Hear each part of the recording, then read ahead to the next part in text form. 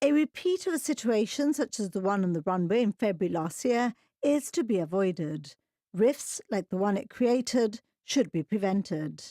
Bring in the Armed Forces Bill, which has brought together stakeholders such as the MOD, the government, the Royal Gibraltar Regiment, and the RGP, with input from the MOD in London. Michael Llamas QC described it as complex and challenging.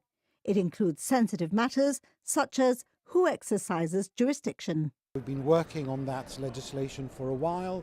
There's been a lot of input from the MOD in London, from the Royal Gibraltar Police here. There are separate issues as to who exercise jurisdiction. I mean, it touches on a very sensitive matters. It's all very clear and very... Was that spurred on by the incident at the runway? Yes. It is all very simple when an incident between service people occurs within the wire, as we call it, within MOD premises. But what happens when it happens outside the wire? It happens in Main Street or in Irish Town, whether it's between two soldiers or a soldier and a civilian. So these are very sensitive policing issues where both police forces have very strong views. So it's been a big exercise in bringing them together and in trying to find a way forward that works for everyone. And the work carried out by the Gibraltar law officers will now be included on a new website. It will not only serve as a showcase for the departments, but also as a library for consolidated documents. It will contain a lot of information and data which I think will be interesting for the public at large, like dockets which have been reviewed, criminal cases, the sort of crimes that occur in Gibraltar.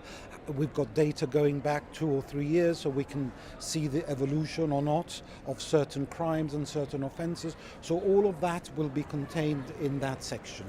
Then there'll be another section where we consolidate documents which we all know about, but it's very hard to get. For example, the speeches that have been delivered since 1992 by all chief ministers and leaders of the opposition in the UN.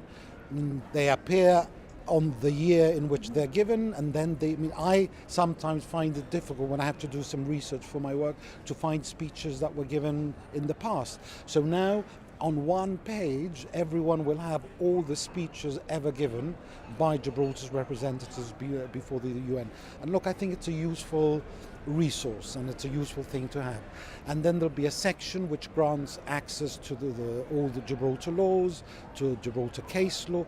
Again, importantly, because nobody really has consolidated this before, it will also have all the major judgments delivered by the European Court of Justice in Luxembourg and the European Court of Human Rights in Strasbourg in relation to Gibraltar.